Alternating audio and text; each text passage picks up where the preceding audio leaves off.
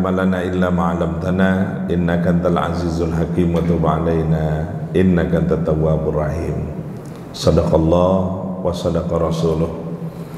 Para asatiz, para alim ulama, para tokoh masyarakat, para hujaz yang kami muliakan, segenap pengurus Masjid Babus Salam yang saya hormati, bapak-bapak, ibu-ibu sekalian yang dirahmati dan muliakan oleh Allah Subhanahu wa taala, tanpa kecuali anak-anakku sekalian yang barangkali hadir pada kesempatan maghrib kali ini. Selepas kita melaksanakan ibadah salat maghrib, kita duduk bertafakur untuk menuntut ilmu sampai dengan isya nanti. Mudah-mudahan duduknya kita di tempat yang mulia ini menjadi bagian daripada ketaatan kita kepada Allah Subhanahu wa taala. Amin ya rabbal alamin. Salawat dan salam tidak lupa kita sampaikan pada junjungan Nabi besar kita Muhammad sallallahu alaihi wasallam. Allahumma fassalli wa sallim wa barik alaih. Pada segenap keluarga dan para sahabatnya, kita tetap beristiqomah untuk mengikuti sunnah daripada sunnah Rasulullah sallallahu alaihi wasallam. Dan insya Allah harapan yang selalu kita dambakan dari baginda Rasulullah sallallahu alaihi wasallam, kelak kita akan mendapatkan syafaatul uzma dari baginda Rasulullah sallallahu alaihi wasallam. Amin ya rabbal alamin. Bapak dan ibu sekalian, tema yang ingin saya ketengahkan kepada para jamaah pada malam hari ini yaitu berkait dengan keberimanan dan upaya diri dalam melakukan perubahan. Jadi sebenarnya tema ini tema yang biasa gitu ya. Kenapa saya katakan biasa? Karena hampir di setiap kesempatan kita selalu, ketika kita di masjid, di taklim dan di lain tempat, kita selalu berbicara tentang keberimanan itu sendiri. Tetapi ada sesuatu yang penting di balik keberimanan itu adalah bagaimana kita melakukan perubahan ketika kita menyatakan diri kita beriman kepada Allah. Kira-kira apa yang berubah dari seluruh rangkaian berkait dengan keberimanan itu sendiri. Bapak dan ibu sekalian yang dirahmati dan muliakan oleh Allah Subhanahu wa taala, kalau kita berbicara tentang keberimanan, maka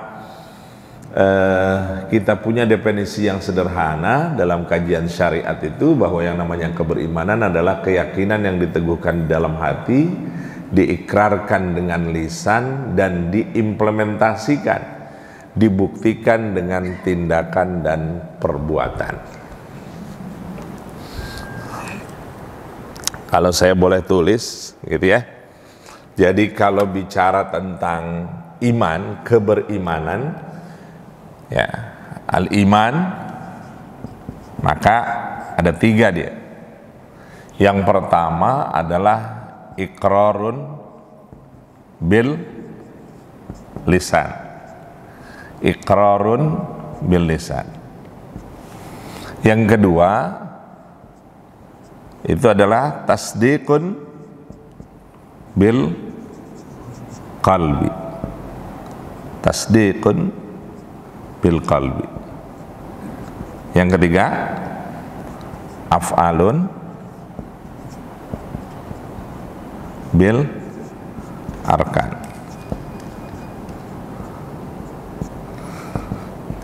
Jadi kalau kita bicara tentang iman, standarnya jelas. Yang pertama adalah iqrarun bil lisan. Diapain? Diapakan Pak? Diucapkan dengan lisan. Yang kedua tasdiqun bil qalbi, diapain? Diyakini.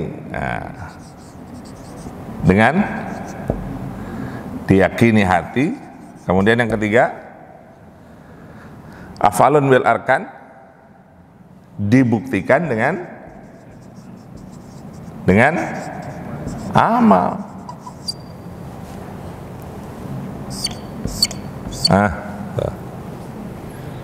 Ya. Jadi kalau bicara tentang syariat, katanya yang dinamakan dengan iman itu bukan hanya sekedar diucapin, bukan hanya sekedar saya beriman, bukan. Nggak berhenti sampai di situ. Jadi kalau ada orang hari ini menyatakan saya beriman loh, gitu. Dan ternyata seluruh rangkaian yang kita mungkin bisa lihat di dalam Al-Quran, pasti kalau kita bicara tentang iman, sambungannya adalah amal soleh. Ya, jadi kalau orang bicara tentang syariat, tentang keberimanan itu, standarnya cuma 3. Iqrarun bil lisan, diucapin dengan lisan, diucapkan dengan lisan. Kedua adalah tasdikun bil qalbi, diyakini di dalam hati. Kemudian yang terakhir wa af'alun bil arkan, dibuktikan dengan perbuatan. Jadi standarnya 3 ya, lisan, hati, satu lagi perbuatan. Jadi kalau ada orang hari ini menyatakan dia beriman, tetapi tidak ada di dalam hatinya terbesit bahwa itu adalah bagian daripada keberimanan, apalagi nggak diwujudkan dengan perbuatan, maka dia tidak menyatakan dirinya sebagai orang yang beriman. Bapak dan Ibu sekalian yang dirahmati dan muliakan oleh Allah Subhanahu wa taala, maka kalau kita merujuk kepada iman lebih dalam itu, maka sesungguhnya itu ada perbedaan mendasar kalau kita bicara tentang ilmu tauhid, yaitu perbedaan mendasar antara orang mukmin dan orang muslim. Apa perbedaan mendasarnya? Perbedaan mendasarnya adalah laisa kullu muslimin mu'min, bal kullu mu'min muslim. Tidak semua orang muslim termasuk di dalamnya orang mukmin. Tetapi setiap orang muslim pasti include di dalamnya dia adalah seorang muslim. Oh iya, makasih.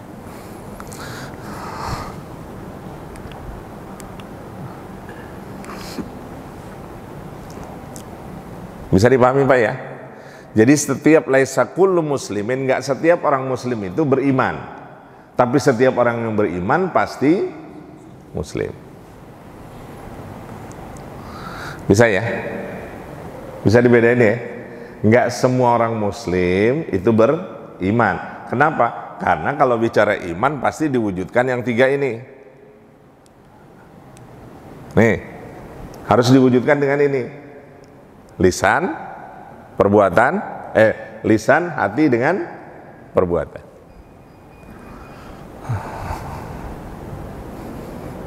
Tetapi setiap orang mukmin pasti muslim. Kira-kira tadi itu waktu azan berkumandang, orang muslim pada dengar nggak? Pada dengar. Tapi kira-kira yang ke masjid berapa banyak dibanding yang nggak ke masjid? Berapa banyak bandingannya? Dulu kalau nggak salah ada sebuah penelitian di Jerman itu mengatakan, ada statement yang mengatakan bahwa ketika orang menyatakan dirinya beriman, percaya dengan agamanya, termasuk agama Islam itu, yang menjalankan penuh gitu ya, menjalankan penuh perintah sesuai dengan perintah Allah Subhanahu wa taala itu kurang lebih nggak kurang lebih sekitar antara 15 sampai 20%. Kemudian yang menjalankan setengah-setengah itu kurang lebih antara 40 sampai 50%. Tapi yang tidak menjalankan sesuai ketentuan syariat kurang lebih 80%. Jadi banyakan yang mana? Banyakan yang mana? Banyakan yang ngejalanin atau yang tidak menjalankan? Nah, ini riset loh Pak. Ini hasil riset yang menyatakan konsepsi hal tersebut. Jadi sebegitunya ketika kita berbicara tentang keberimanan seseorang itu kan apa ya? Kalau bukan karena petunjuk dan hidayah Allah gitu, kita nggak hadir nih di sini. Gitu. Benar. Maka bersyukurlah kita ada satu nikmat yang Allah berikan kepada kita yang sering dibicarakan itu adalah nikmat iman dan nikmat Islam. Itu nggak bisa kita dapatkan lebih dari itu. Artinya kalau udah nikmat iman dan nikmat Islam ikut di dalam tatanan kehidupan kita, Masya Allah, nggak bisa. Yang namanya ladzatul iman, kelezatan iman dalam beribadah itu nggak bisa diungkapkan sedemikian rupa, tetapi ada kenikmatan tersendiri ketika kita merasakan kenikmatan di dalam beribadah. Makanya Pak, kalau kita ngukur indikator orang yang beriman ini, ya, indikator orang beriman itu ngukurnya gampang, 3 aja. 1, orang yang beriman itu adalah aman, amanah, aman. Orang yang beriman itu amanah.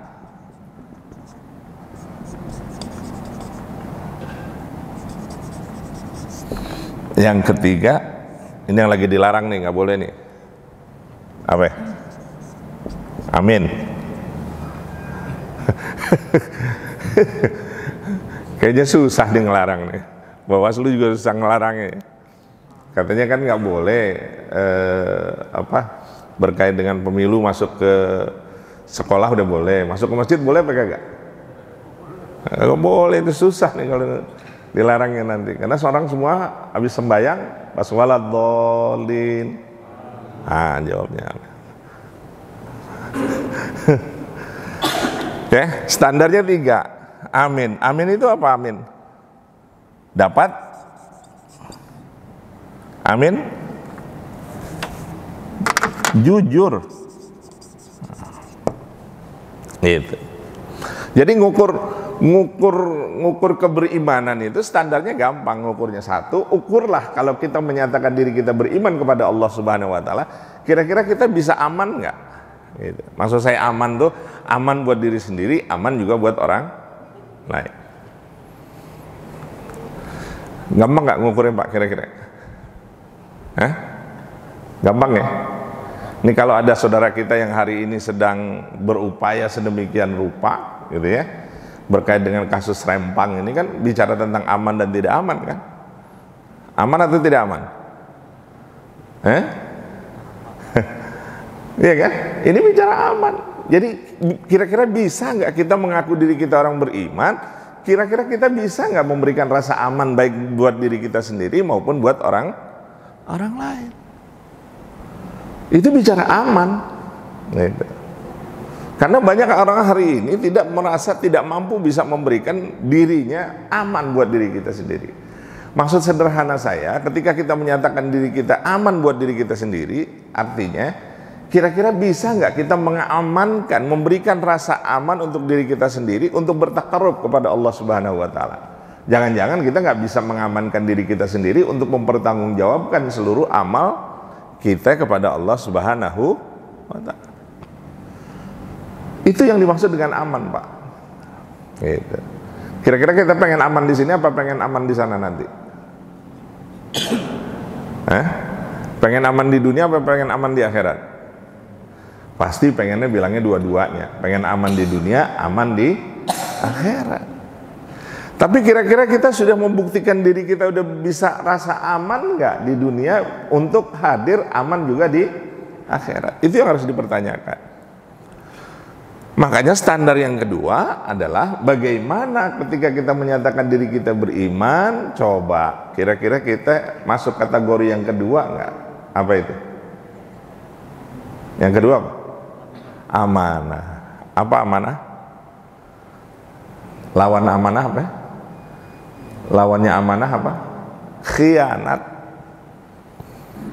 Tuh. Lawannya amanah adalah khianat. Orang yang nggak amanah itu orang yang khianat.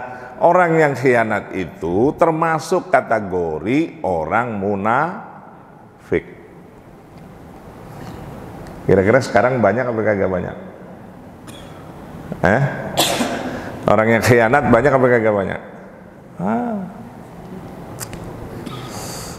Ya, khianat. Banyak orang yang khianat hari ini.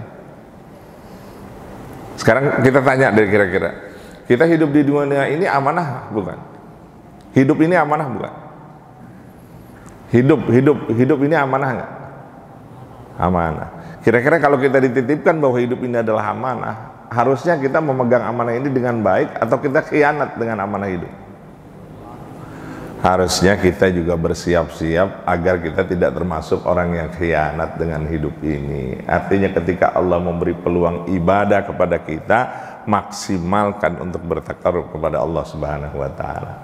Terakhir, insya Allah kalau kita mampu menjadi orang yang amanah, insya Allah kita masuk kategori yang orang yang amin. Amin itu artinya, amin bisa berarti jujur, amin juga bisa berarti dikabul. Bapak dan Ibu sekalian yang dirahmati dan muliakan oleh Allah Subhanahu wa taala, oleh karenanya ada satu pertanyaan besar ya.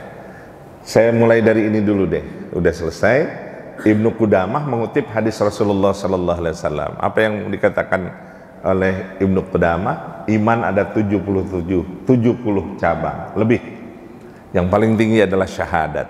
Nah, kalau kita bicara tentang syahadat itu kan ijazah. Syahadat itu ijazah, pengakuan diri kita bahwa kita menyatakan diri asyhadu alla ilaha illallah wa asyhadu anna Muhammadar Rasulullah. Kita tidak ragu, kita tidak sangsi bahwa kita mengakui bahwa Tuhan yang patut disembah hanya Allah Subhanahu wa taala, dan saya mengakui bahwa Nabi Muhammad sallallahu alaihi wasallam adalah utusan Allah Subhanahu wa taala. Itu iman yang paling tinggi. Kalau yang paling tinggi ada, berarti ada yang paling rendah gitu. Apa yang paling rendah? Yang paling rendah itu adalah imatatul adza minat thoriq. Katanya iman yang paling rendah itu apa? Nyingkirin duri dari jalan. Maksud nyingkirin duri dari jalan itu tidak membuat sesuatu yang sulit terhadap siapapun. Gitu. Artinya kalau kita bicara duri itu kan bicara sesuatu yang menyakitkan. Jadi kita menghindarkan duri dari jalan, angkat paku, angkat beling, angkat apa lagi? Apa kira-kira? Angkat apa lagi? Pokoknya segala sesuatu yang bikin orang lain bahaya, gitu loh. Kita singkirin tuh, insya Allah itu termasuk bagian daripada kategori iman yang paling rendah.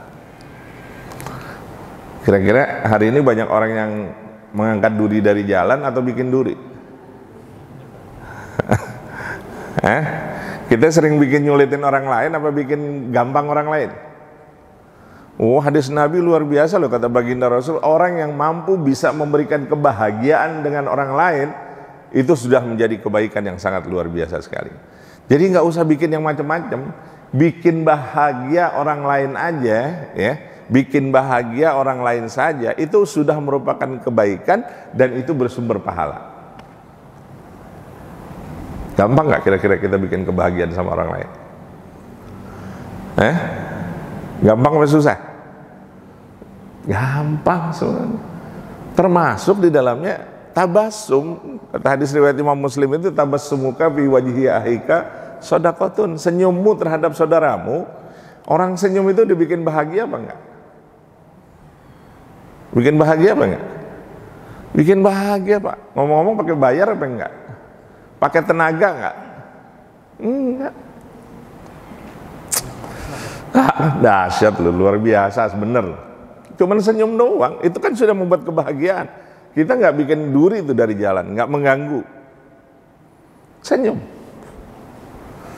Apalagi kalau dijelaskan lebih dalam tuh Islam bagaimana mengajarkan sangat luar biasa sekali, ketemu dengan saudaranya ngucapin salam, gitu kan? Assalamualaikum, yang sering saya bilang give one get three. Kita lemparin satu, dibalikin 3. Kita bilang sama saudara kita ketemu, assalamualaikum ya akhi. Waalaikumsalam warahmatullahi wabarakatuh. Coba, ya kan? Itu udah luar biasa. Lemparin satu, dibalikin 3. Waalaikumsalam warahmatullahi wabarakatuh. Udah gitu habis itu salaman, ketemu berjabatan tangan, ketemu lagi. dengan memberikan kebahagiaan, sebagaimana baginda Rasulullah sallallahu alaihi wasallam mengatakan, "Ma min muslimaini yaltaqiyani fatasafahani faghfarallahu hatta yatafarraqa." Dua orang muslim ketemu berjabatan tangan, Allah akan ampunkan dosanya sampai mereka berpisah. Duri apa bukan? Membagi kebahagiaan apa enggak? Kebahagiaan. Jadi Islam itu enggak sulit, Pak. Segala sesuatu yang kebaikan itu enggak sulit. Artinya apa? Sekecil apapun kebaikan yang kita tanam, insya Allah itu akan menjadi investasi buat kita. Jadi enggak ada yang sulit gitu untuk mendapatkan sesuatu yang sifatnya kebaikan. Oleh karenanya Bapak, saya masuk yang kedua, firman Allah Subhanahu wa taala dalam surah Al-Baqarah ayat 214, Allah tegaskan, apa hasibtum an tadkhulul jannah, gitu ya. Falamma ya'tikum masalul ladzina khalau min qablikum massathumul ba'sa wad-dharra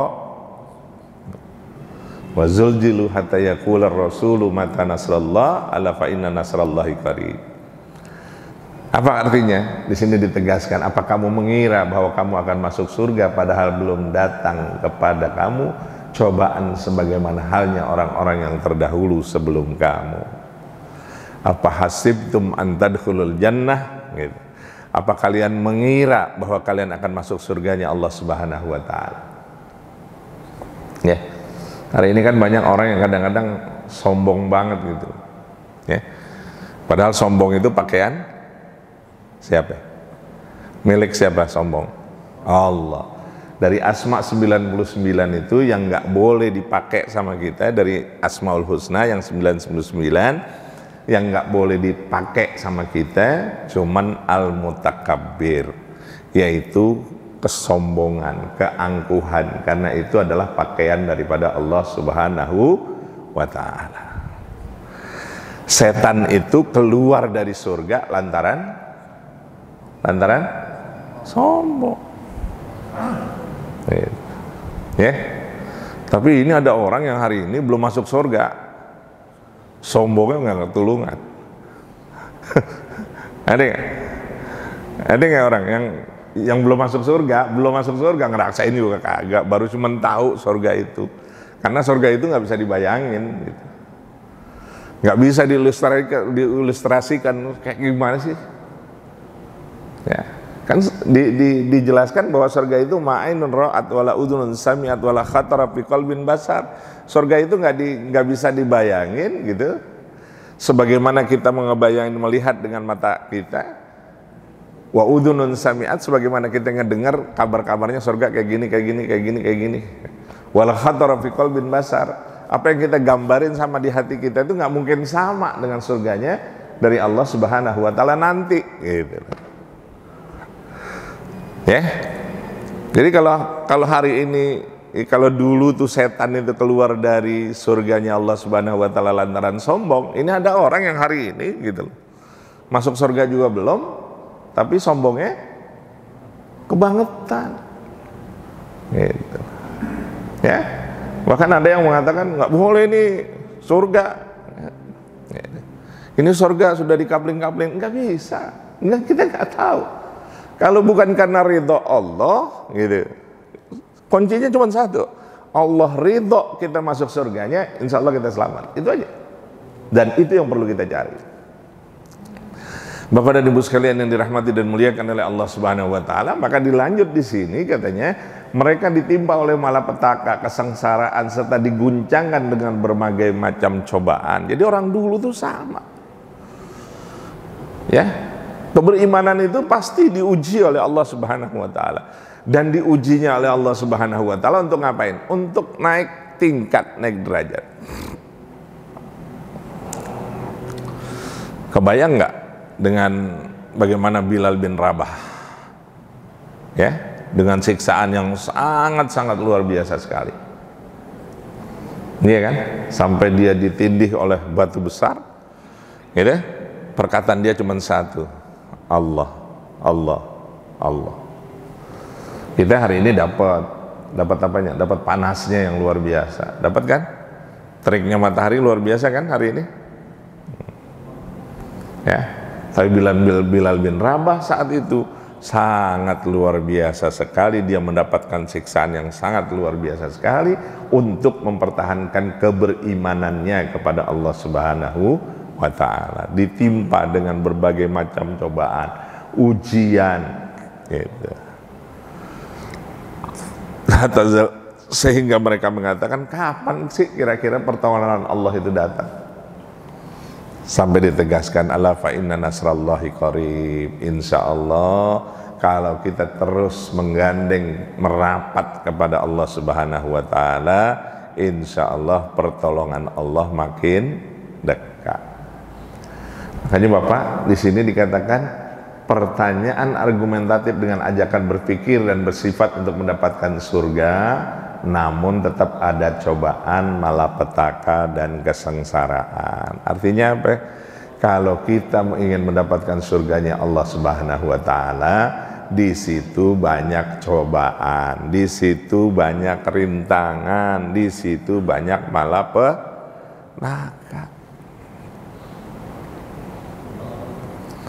Kita duduk di majelis ini dalam rangka mendapatkan apa? Pak, kita duduk di majelis ini dalam rangka mendapatkan apa? Ridha Allah Subhanahu wa ta'ala. Itu yang paling utama. Gitu. Diuji nggak kita dengan waktu? Ya. Kira-kira enakan duduk di sini apa kira-kira kita keluar? Nah. Itu kan penuh cobaan, jangan dikira nggak cobaan, walaupun sedikit tapi ada cobaannya. Gitu. Baca Quran pada maghrib, baca Quran pada subuh, gitu. Kira-kira kalau 2 lembar kelamaan apa kagak? Belum bicara 1 juz, 2 juz belum, 2 lembar. Ngantuk apa kagak ngantuk kira-kira? Ngantuk apa kagak ngantuk? Nah, tapi kalau kita megang gadget nih setengah jam, tahan apa kagak? 1 jam masih bisa bertahan? 1,5 jam masih bisa bertahan? Masih bisa bertahan. Tapi kalau megang Al-Quran 15 menit rasanya udah bagaimana? Itu pertanyaan besar kita sebenarnya. Kira-kira kalau kita baca Quran, kita ibadah dengan sedemikian baik, itu dalam rangka apa? Mendapatkan, berharap surganya Allah Subhanahu wa ta'ala. Jujur aja itu yang kita pengen harapkan gitu dari surganya Allah Subhanahu wa ta'ala. Tapi kira-kira ada cobaan nggak di situ? Nah. Atau yang paling gampang gini deh, sembahyang subuh, salat subuh. Gitu. Adzan berkumandang nih kira-kira. Kira-kira kita bergegas atau tidak bergegas? Kalau mau nurutin nafsu gitu, kira-kira tarik selimut apa lemparin selimut? Hah? Jadi kan pertanyaan besar kan? Iya. Kalau kita tuh tarik selimut, emang setan sengaja. Udah. Kadang-kadang dipijitin juga sama setan. Deh, tenang-tenang, entar baru juga adzan. Tapi kalau kita bergegas bangun gitu, dengan seraya kita mengucap alhamdulillahilladzi ahyana ba'da ma amatana wa ilaihin nusur, satu hal tuh kita selamat. Bangun tuh. Kita berdiri. Kita bangun lagi, kemudian kita berwudu, setan udah kalah lagi tuh 2 kali. Sampai kita melakukan ibadah sholat 3 kali setan sudah kalah. Tapi seringnya dikalahin setan, apa setan yang kita kalahin? Ya. Itu jangan dikira nggak ada cobaan benar. Belum lagi rumah kita kalau rada jauhan dari masjid, ke masjid tapi kagak ya kira-kira? Kira-kira ke masjid tapi kagak? Padahal ringannya ketika seorang berwudu, lewat hadis riwayat Imam Muslim, kemudian dia berwudu, kemudian melaksanakan salat berjamaah, maka hitungan kaki kanan dan kiri dia sampai dengan ke masjid dihitung untuk dihapuskan dosanya oleh Allah Subhanahu wa ta'ala. Amin ya rabbal alamin. Kebayang nggak tuh kira-kira? Bapak dan Ibu sekalian yang dirahmati dan muliakan oleh Allah Subhanahu wa taala, berikutnya ditegaskan ujian keimanan mereka dibiarkan saja, ya. Apa hasiban nasu ayyaqulu amanna? Apakah ketika kita mengatakan saya beriman loh, kemudian didiemin aja sama Allah? Enggak, dikasih ujian, dikasih cobaan oleh Allah Subhanahu wa taala. Kira-kira tahan apa enggak? Mampu berubah apa enggak? Pak, maaf nih, termasuk saya sering juga bicara, ya. Di dalam khutbah kadang-kadang saya juga suka bicara. Kalau kita datang setiap Jumat itu ada pesan takwa nggak dari khotib? Ada pesan takwa nggak dari khotib? Wajib nggak khotib sebagai bagian daripada rukun khutbah, khotib nyampein apa? Ittaqullaha haqqa tuqatih wala tamutunna illa wa antum muslimun. Kira-kira maksudnya apa sih? Maksudnya setiap khotib mengatakan itu, setiap Jum'ah itu, maksudnya yang diinginkan dari perintah untuk memperdengarkan, untuk mengingatkan ketakwaan, maksudnya dari Jumat ke Jumat berikutnya harusnya ada perubahan.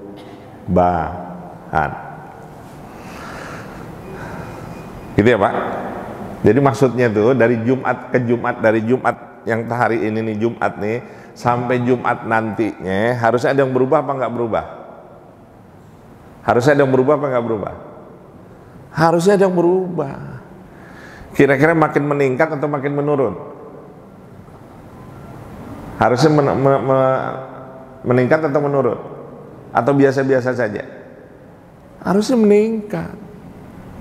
Itu yang dimaksud dengan perubahan gitu loh. Tapi kan hari ini banyak orang yang alergi dengan perubahan. Ada nggak? Larinya kenapa ke sono-sono mulu ya? Perubahan ya memang harus berubah. Hidup ini harus berubah. Kalau nggak bisa berubah ya mau ngapain? Lo kita juga harus berubah kok. Kita dari kecil gede, dari gede tua, dari tua sampai ada yang berubah.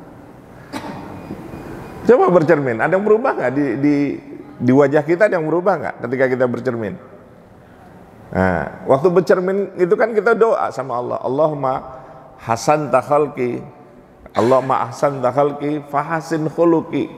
Kita doa tuh sama Allah Subhanahu wa taala. Waktu kita bercermin kita ngomong, Allahumma ahsan takhalki, ya Allah, engkaulah yang memperbaiki khalqi, makhlukmu. Fa ahsin khuluki, ya Allah, akhlakku perbaiki nih ya Allah, gitu loh. Sambil bercermin gitu. Maksud kita sambil bercermin itu sambil ngaca. Saya ini udah semakin tua gitu loh. Makin tua apa makin muda? Kira-kira. Nah, kalau makin tua akhlaknya makin bagus apa kagak? Kan begitu kan pertanyaannya kan? Ketika kita bercermin ada yang berubah di situ. Kita ngomong sama Allah, Allahumma ahsantal khalqi fahasin khuluqi, ya Allah. Ya Allah, engkaulah yang menjadikan segala kebaikan terhadap makhluknya. Fahasin khuluqi. Ya Allah, perbaiki akhlakku loh. Akhlakku biar jadi lebih baik gitu. Itu yang harusnya berubah gitu loh. Di setiap kesempatan, di setiap saat harusnya ada yang berubah di dalam tatanan kehidupan kita. Bukan biasa-biasa saja. Gitu. Kalau kita biasa-biasa saja kemudian di zona aman nggak ada apa-apa, ya mau ngapain hidup ini? Makanya di sini dikatakan, gitu. Apakah manusia mengira mereka dikatakan beriman? Dengan mengatakan kami beriman, enggak. Di situ dikatakan sedangkan mereka tidak diuji lagi, gitu. Ya, sesungguhnya kami telah menguji orang-orang yang sebelum mereka dan sesungguhnya mengetahui orang-orang yang benar dan sesungguhnya dan mengetahui orang-orang yang dusta. Jadi makin jelas gitu. Mana orang yang benar, mana orang yang tidak benar.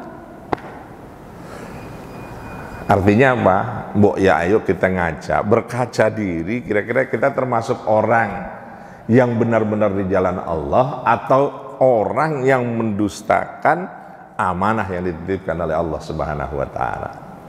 Bapak dan Ibu sekalian yang dirahmati dan muliakan oleh Allah Subhanahu wa taala, maka tekad berubah senantiasa harus ada berkait dengan keberimanan, walaupun terkadang itu ada naik turunnya. Ada naik turunnya nggak kira-kira iman itu? Yazid wa yanqus. Kadang-kadang kalau lagi cakep-cakep gitu. Kadang-kadang kalau lagi turun, ya itulah. Gitu. Bagian daripada proses peningkatan ketakwaan kita. Maka harus ada yang berubah di dalam ketakwaan kita kepada Allah Subhanahu wa taala. Maka di sini ada yang disebut dengan tekad, ada yang disebut dengan sabar, ada yang disebut dengan takwa. Kalau tekad itu adalah keteguhan seseorang dalam memegang prinsip untuk mencapai maksud dan tujuan yang ditetapkan, maka dikatakan faidza azamta fatawakkal 'alallah. Maka kalau kamu sudah teguh prinsip, bertawakallah kepada Allah Subhanahu wa taala. Jadi jangan ditunda-tunda. Kalau udah punya azam, udah punya tekad, saya harus berubah, saya harus ngaji, saya harus baca Quran ba'da maghrib, saya harus baca Quran ba'da subuh. Itu udah azam, udah punya tekad yang sungguh-sungguh, sehingga akan enteng Pak kalau memang sudah ada azam di dalam diri kita. Maka yang berikutnya adalah sabar, gitu. Ada menderita, ada hambatan, ada tantangan dan sebagainya. Jadi hidup ini harus sabar. Ya. Kalau nggak sabar repot. Gitu. Dan sabar itu nggak ada batasnya. Sabar. As-sabru indal musibah. Kita harus sabar ketika kita mendapatkan musibah. As-sabru indal ibadah. Kita juga harus sabar ketika kita melaksanakan ibadah. Yang ketiga adalah as-sabru inda tarkil ma'asi. Kita juga bersabar dalam meninggalkan kemaksiatan. Itu bicara sabar. Oleh karenanya ditutup dari rasa sabar itu adalah takwa. Bagaimana seseorang itu memiliki kemampuan untuk menjaga dan memelihara diri untuk selalu patuh, taat, tunduk terhadap perintah Allah Subhanahu wa taala. Makanya kan selalu saya bilang tadi, ada pesan takwa setiap Jumat. Ada ya? Apa pesan takwanya? Hendaklah kita senantiasa menjalankan perintah Allah dengan sebaik-baiknya dan menjauhi segala apa yang menjadi larangan Allah Subhanahu wa taala. Itulah wujud daripada ketakwaan kepada Allah Subhanahu wa taala. Tunjukkan rasa takwa kita kepada Allah Subhanahu wa taala. Bapak dan Ibu sekalian yang dirahmati dan muliakan oleh Allah Subhanahu wa taala, maka ada 4 alasan azam tekad menurut Syekh Hasan bin Said Al-Hasani. Yang pertama adalah kita diciptakan untuk beribadah kepada Allah Subhanahu wa taala. Ya. Jadi sekali lagi kita diciptakan oleh Allah untuk beribadah. Jangan pernah sia-siakan untuk ibadah kepada Allah. Yang kedua, hidup di dunia ini adalah perjuangan dalam memerangi antara semangat kebajikan dan hawa nafsu. Ya, hidup ini adalah perjuangan antara hawa nafsu dan menjalankan perintah Allah, di ketakwaan. Dan yang ketiga, katanya Islam adalah agama yang menekankan produktivitas. Jadi produktif. Gitu. Ya. Harus produktif. Maka surah Al-Mulk, alladzi khalaqal mauta wal hayata liyabluwakum ayyukum ahsanu amala. Produktif. Harus produktif. Fa idza faragta fan, apabila kita selesai dalam satu perbuatan, maka lakukanlah perbuatan yang berikutnya. Itu diajarkan oleh Islam. Dan terakhir adalah Ghazwul Fikri, perang urat saraf yang harus diantisipasi dengan bijaksana, terutama terhadap generasi muda dengan cara mengubah pola pikir, gaya hidup, dan cara berinteraksi. Ini azam, ada 4 tekad yang harus berubah di dalam diri kita. Tadi katanya kita harus berubah bahwa hidup ini adalah amanah dari Allah Subhanahu wa taala, hidup ini adalah ibadah. Kemudian bagaimana kita mengokohkan aktivitas dengan memerangi hal yang berkait dengan hawa nafsu dan melaksanakan aktivitas kegiatan dengan baik. Ketiga, bahwa ada produktivitas yang harus dibangun. Dan yang terakhir, ini yang sedang in di kita adalah bagaimana Ghazwul Fikri, perang urat saraf hari ini yang sangat luar biasa sekali. Dan anak-anak muda harus dibentengi dengan ghazul fikri agar terhindar dari sesuatu yang menyengsarakan. Wallahu a'lam bissawab. Mudah-mudahan Bapak dan Ibu sekalian yang dirahmati dan muliakan oleh Allah Subhanahu wa taala, Allah senantiasa memberikan keberkahan hidup buat kita secara keseluruhan. Anak-anak kita dijadikan anak yang saleh dan salehah, keluarga kita dianugerahi oleh Allah Subhanahu wa taala menjadi keluarga yang sakinah, mawaddah warahmah. Bangsa dan negeri ini selalu di dalam lindungan Allah Subhanahu wa taala, dan insyaallah kita diselamatkan oleh Allah dalam keadaan husnul khatimah. Allahumma rabbana zalamna anfusana wa illam taghfir lana wa tarhamna lanakunanna minal khasirin. Salimna ya Allah min afati dunya wa azabil akhirah. Allahumma khtim lana bil Islam wa khtim lana bil iman wa khtim lana bi husnil khatimah. Rabbana atina fid dunya hasanah wa fil akhirati hasanah wa qina adzabannar. Walhamdulillahi rabbil alamin. Yang baik hanya dari Allah, yang buruk saya mohon ampun kepada Allah Subhanahu wa taala. Kita tutup dengan kafaratul majlis. Subhanakallahumma bihamdika asyhadu an la ilaha illa anta astaghfiruka wa atubu ilaik. Wassalamualaikum warahmatullahi wabarakatuh.